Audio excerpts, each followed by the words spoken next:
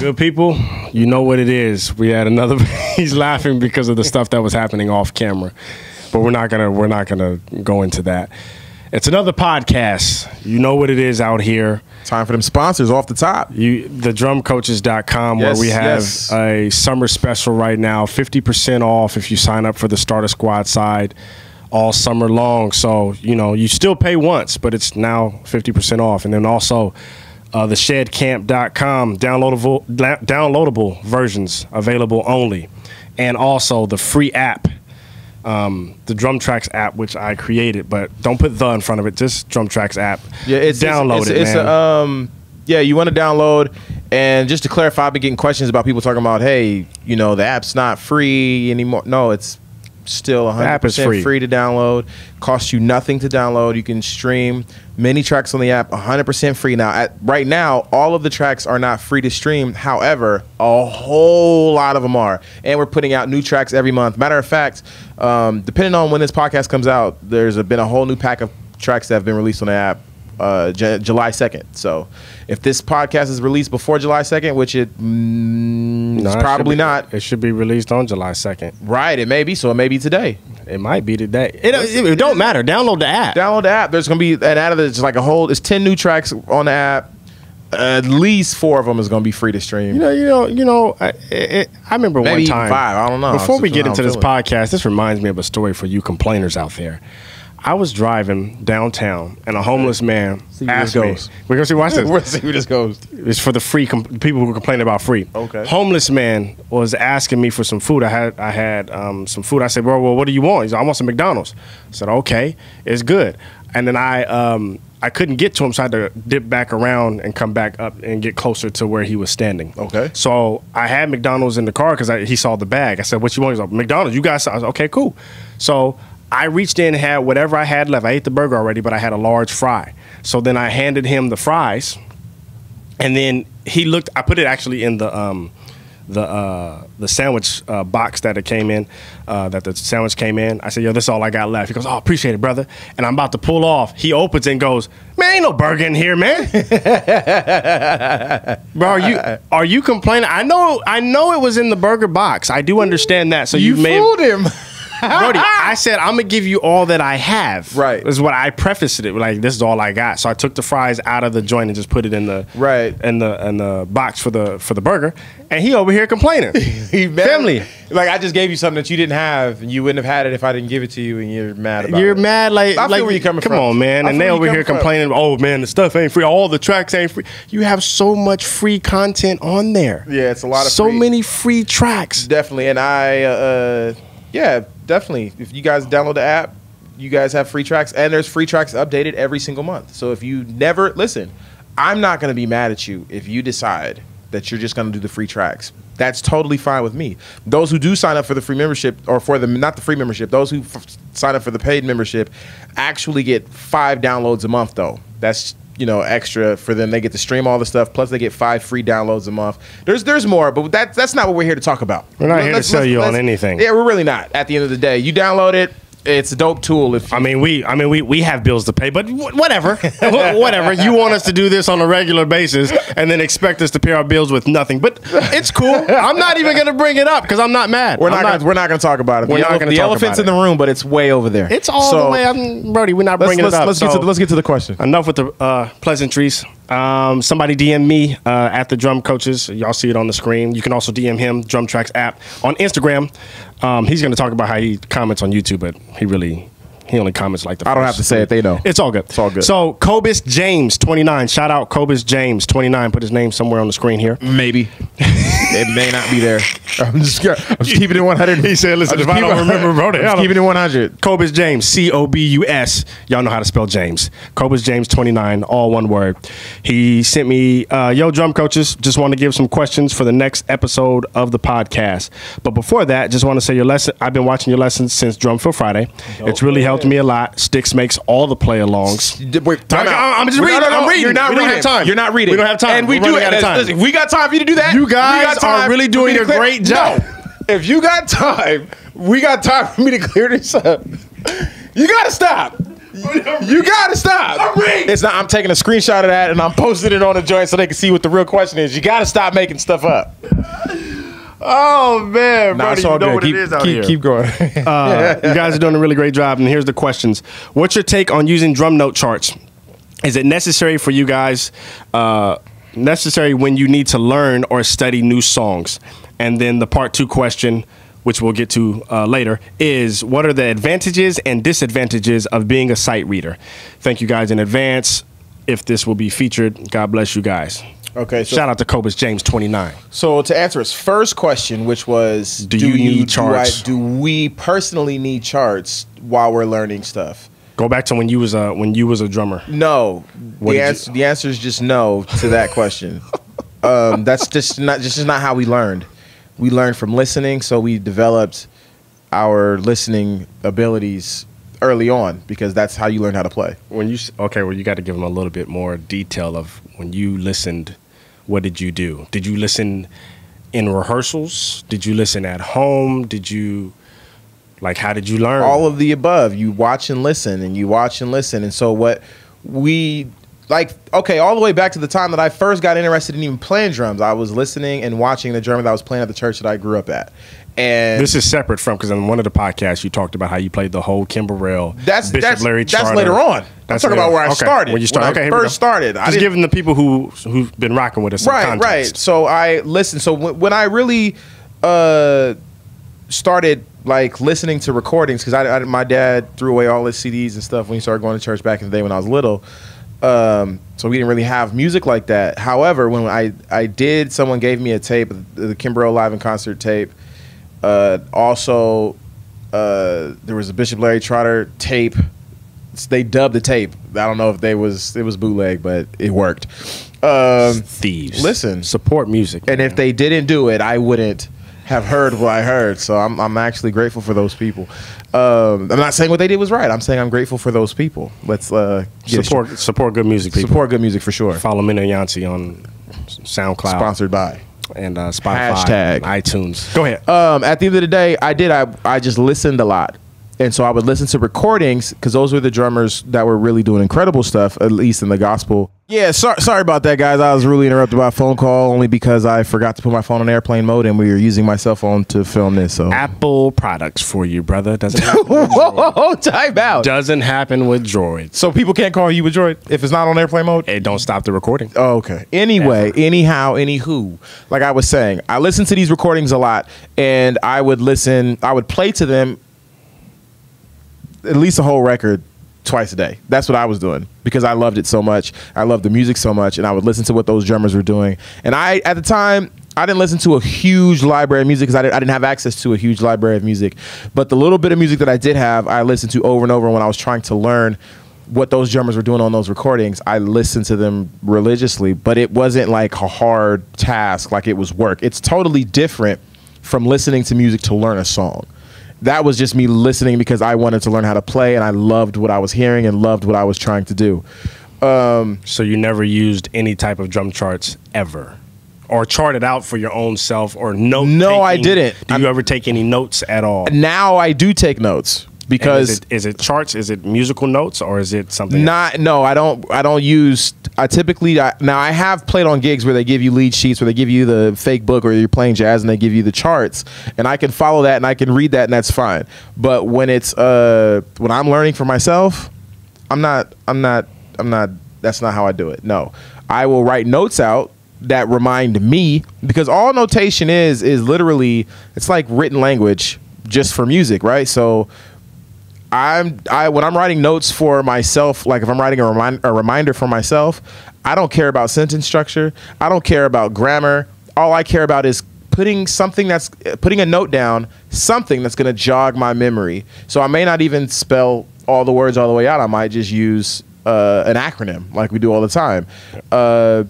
Things like that. And so that's what I do when I take notes for learning a song, which is completely different than what I was doing when I was young, which was just trying to learn how to play and learn new stuff to add in new drum fills, new grooves, new whatever. I listened to that religiously because it was literally like for pleasure, even though I was learning a ton. And I used that ability though that I learned from listening when it comes to actually learning music. I sit down and listen, because even when I was playing jazz gigs, especially playing like keys, because I play keys as well, or bass. If I was playing keys on a jazz gig, one thing I learned was that all the chords that they write down in the fake book aren't not necessarily what was played on the recording. And so sometimes it'll say, oh, it's a C minor 7, but when you listen, it was actually a minor 6. But only listening to the record to tell you that, and people who really knew the song would listen and be like, why are you playing that? It's not how it goes. But on the charts, what it said, and but anyway, for me, listening is key. It's one of the things that we don't really talk about developing as much as we talk about trying to develop sight reading or whatever. And I'm not saying sight reading is bad or that it's wrong, but like listening that's where everything starts. That's where it all starts. Like you learn how to play that way. You learn how to talk that way from being around people and hearing when you were a child or a baby or a toddler. Just from the time you were born, you heard people who had been talking for a very long time, who were really good at speaking the language that they were speaking. You were around them talk all the time, 24/7. And pretty soon you began to mimic the words that they were saying. And then you began to be able to take what you were thinking and use the language, use the words that you knew to convey your own thoughts. Whether it was small thoughts like I'm hungry, I'm tired, I'm cold, I'm sleepy, whatever it is, you were able to do that by the time you were 4 years old, 3 years old. And if you pay attention, when you're around, I've been around parents who baby talk their kids. Oh my God. Not just the tone of the voice, but like they don't even say words clearly. They be like, oh, Jim, oh, him hungry, oh, him, like that right there. Those children were slower to actually learn how to speak properly. Period. Now let's talk about it. Okay, I got family members. Okay, whoa, time out. This podcast is not about your family. We gonna go in. I hope they watching. So you gonna use this as opportunity to throw them under the bus. I'm throwing shade right now. Okay. Now they don't go with the whole nyam nyam nyam nyam, but they do that slow talking, over enunciating every word as if he's not or she's not intelligent to hear them. When you say, you got to go to the bathroom, they can understand that. Do we gotta go to the bathroom? We gotta go potty? Will you stop talking to him like he's super slow or she's really slow and she doesn't understand what you're saying because you're talking too fast? Right. No, they understand. Even if they don't understand every single word you said, they heard bathroom and they know what bathroom means. So that whole, hey, are you ready to go outside and play? We're gonna play together, okay? If you don't cut that stuff out, I almost said another word, bro. I almost said the word too, bro. Cut the bull, okay? Stop that madness. Okay, so now moving right along. But parents who actually speak, regular English to their children in a normal way that or whatever language, or whatever language that you speak in the normal way that it would be spoken, those kids develop their speaking abilities, tend to develop their speaking abilities faster. And so I feel like it's that way with music as well, because music to me, like every example that I can give you with language, I can apply to music, like every single one of them. And so when you have music, you want to listen to musicians that are playing great stuff, even if it's over your head. You need to listen to it. Like Tigran Hamasayan. Or is it Hamasayan? I don't know how to pronounce it. It doesn't matter. Tigran H. His music is just sometimes, majority of the time. Matter of fact, all the time. It's over my head. I be listening like, I'm going to just keep listening to this. I remember the first time you played one of his joints, we was in the car driving to a gig and I turned it off. It was too much. It was too much. It was too good. I was like, yo, this is absolutely insane. Yeah. Like, I can't keep hearing this. I can't take it. Bro, it's amazing. It is an amazing thing. So, but over time, as you keep listening to it, it does start to make sense. In certain parts. It'll start to, yeah. I don't know how else to, it happens. If you're watching this on YouTube, Facebook. You see my hand, I'm going like this. This is what happens. It just when I teach students, that's the same thing. Like I teach them stuff to play, and I don't even explain to them that it's 16th notes and then it's 8th notes and it's quarter note. I just be like, yo, just play this, because sometimes you do those fills where it's not just the same subdivision. Sometimes it's da da da da da da bam, and I'm not gonna go. Okay, listen, it's the first 3 notes. Like no, and then there's one 8th note, or one 16th note that then we follow it by some more 8th notes, followed by 1, 2, 3, and no. Y'all want to? Okay, for the people who be hit me in the DM or leaving comments. Yo, we need a drum for Friday, man. Come on back. No, no, bro. No, you want lessons? You go to the drumcoaches.com. I'm not coming back teaching this. I'm not saying it's garbage, but it's been overly taught to the point of a lot of people can only play the licks that we have taught on YouTube one way, the way we taught it, and that's it. This is exactly why on the but still sign up for the drumcoaches.com if you want to learn those licks. Go ahead. This is exactly this is exactly why on the DrumTrax app YouTube channel I'm doing what I call the groove guides, which is not teaching them anything note for note, but just giving ideas and concepts, because the goal is for the people who watch to see it, get inspired, maybe get an idea and explore and experiment with their own ideas. Now, even if I give you a groove to play, I'm not going to give you one. I typically will, with one track, do 3 different videos with 3 different groove examples to show how you can use your own creativity and show even the thought process behind it or what I was thinking when I did it. But it's never any note for note into sticking in all. And so you have to use your ears to hear what you're playing. And not just that, it's not for you to take what I'm playing and just copy it. It's for you to be like, even if you want to, you take the feel, the idea, the concept of it, and expand on that. Now, there's nothing wrong with learning certain things note for note, and that is what some written notation can help you do. Like if you're trying to learn something and you're struggling to hear it, and you can see the written notation, it tells you exactly what to play, so you don't have to think about or have to worry about listening and worrying to see if you actually heard it correctly. You can see it on the paper, but at the end of the day, you want to couple that skill with your listening. And I'm not saying that sight reading is bad, because we're just talking about learning music for us. Now, there are some artists that do want you to learn it like the record, and so the sight reading can help. It can help because it's their cliff notes, their footnotes, it's the cheat sheet. I've actually heard, I have friends who have played for artists where they have said things like, hey, you know the splash on the upbeat in the bridge? You didn't hit the splash. Right, it's right there. They're really particular about that. So it definitely depends. It definitely depends on who you're playing for and what you're trying to do. I know I've played jazz gigs, or I played a gig that wasn't a jazz, it was a cover band gig, but I had like 50 songs that I had to learn.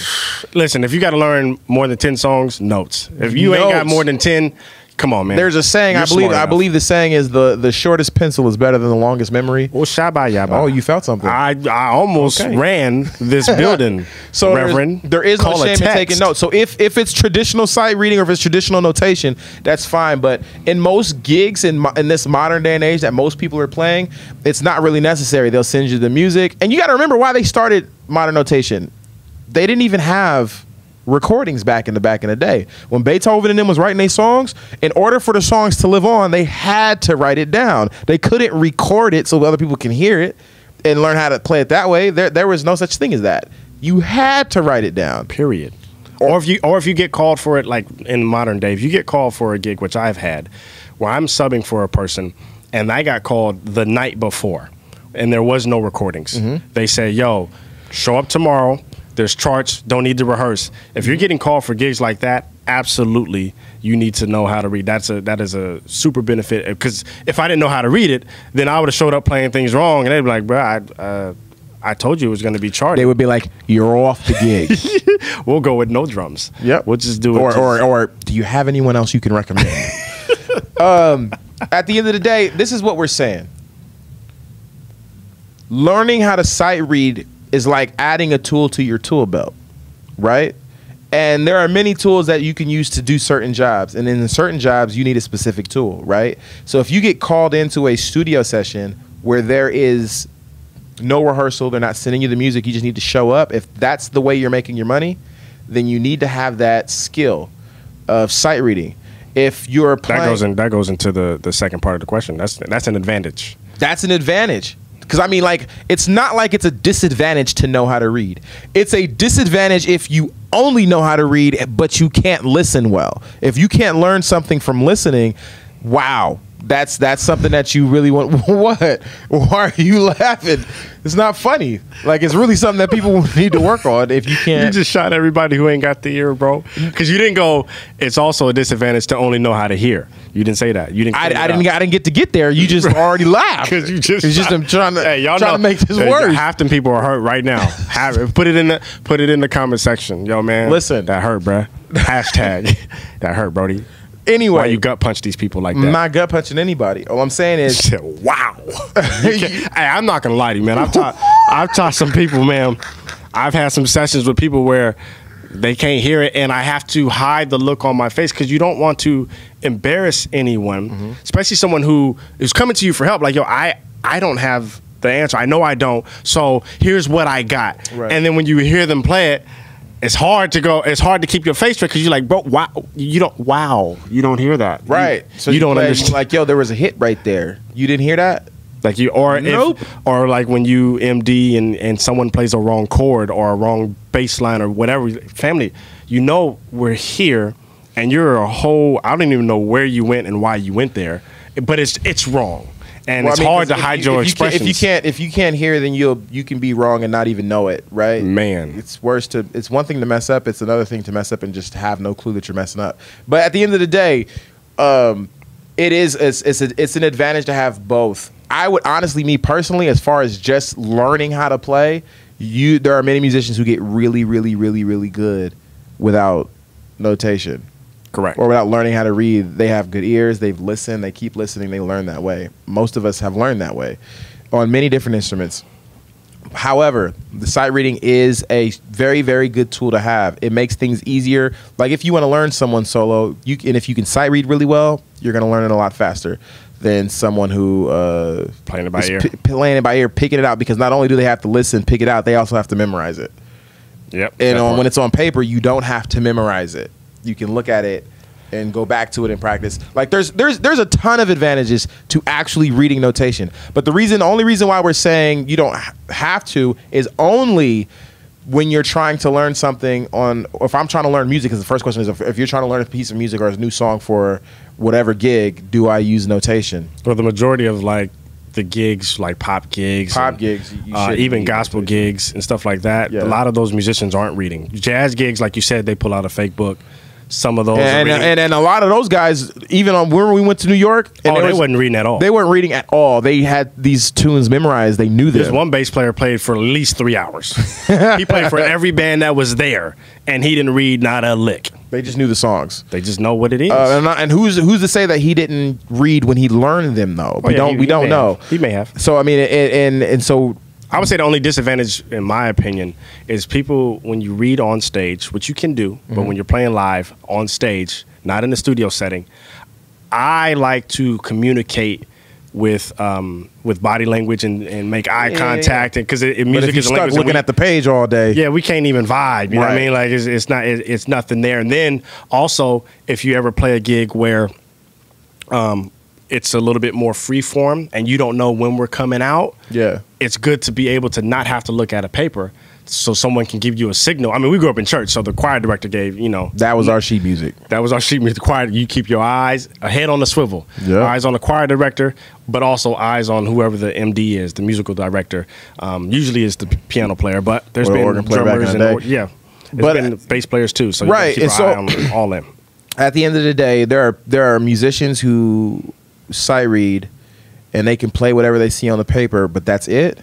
And there are musicians who can sight read and can do all the other stuff.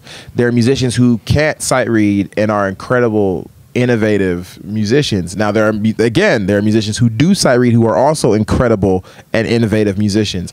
My point is, learning how to read doesn't make you, knowing how to read doesn't in itself make you a great player. It makes you a person who knows how to read, right? That part. There's people who don't know how to read that can play everything that's on the chart, but they don't know that is what it is on the chart. Right, or they listened to the recording and learned it.